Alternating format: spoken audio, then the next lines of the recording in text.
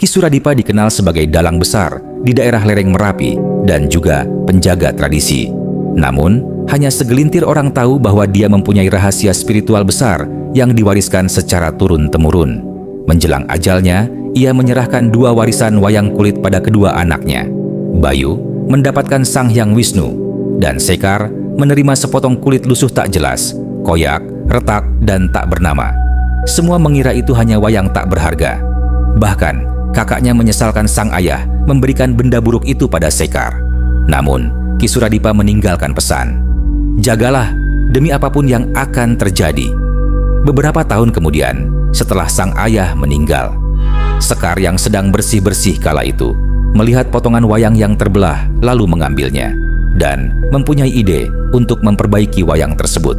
Di ruang panggung tua, Sekar menjahit 2 potongan wayang kulit yang rusak warisan ayahnya.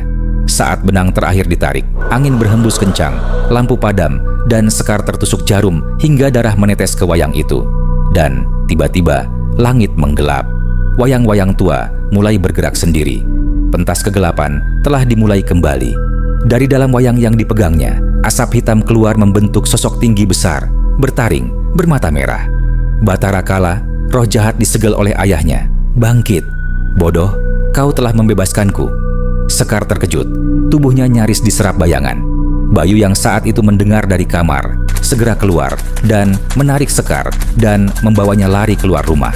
Dan suara gemuruh terdengar Merapi yang awalnya tenang kini meletus bersama dengan rumah yang terbakar.